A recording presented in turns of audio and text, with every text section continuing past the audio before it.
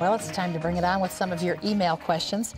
Pat, this first one is from a viewer who says, are there such things as big sins and little sins? Is there really such a thing as once saved, always saved? I had sex outside of marriage, and I feel condemned. Yeah. Well, our Catholic friends have broken it down. I think the Baptists are not quite as precise, but they had mortal sins and venial sins. And then they had what were called peccadillos. So they have all kinds of sins.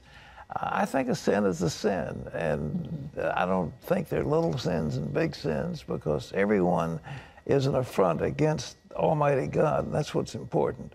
But I know that if you lied to somebody, you wouldn't feel as bad as if you had sex outside of marriage. But to God, a sin is a sin, and He'll forgive just the same way. So I think whatever you've done, confess it to the Lord. Speak to Him. Tell Him precisely what you did. Then ask His forgiveness, and then let it go. All right. This is Mary Pat, who says, pride heads the list of the 7 deadly sins. I understand that.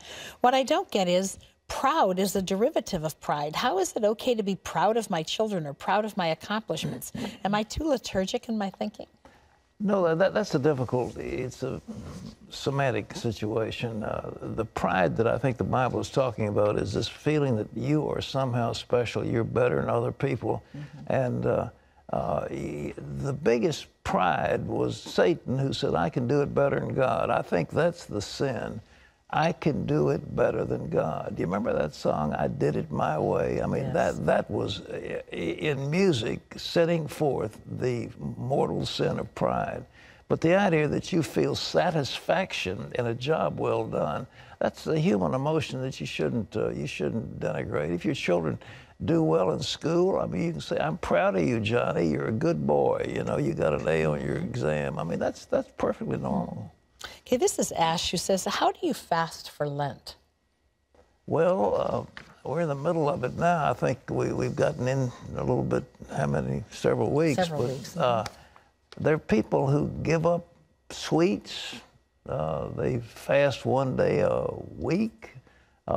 They don't eat meat on Fridays, or they pick some day. But this isn't something that's in the Bible, but that's how you do it. I mean, Daniel fast was no pleasant bread. They didn't eat any sweets for a period of time. This is Ray, who says, a guest on the 700 Club stated that Islam is the enemy for Christians.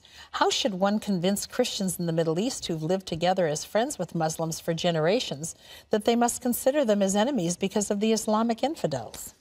Well, you know, radical Islam, it's like something happened, like a trigger went off, and what was latent in Islam, and it's there, it's in the Quran, it's in the writings of Muhammad. Muhammad was a warrior, and his followers were warriors, and they killed and pillaged without mercy. So it's been there. But then we've had a peaceful time. What existed in Spain, for example, the Jews and the Muslims and Christians all lived together in harmony. But underneath that were the basic teachings, and now these radical groups have been activated, whether it was the Gulf War that did it, whether it was something else that did it, but something has activated this latent spirit in Islam, and now it's there. But you can still love people, but just be aware that they're trying to kill you.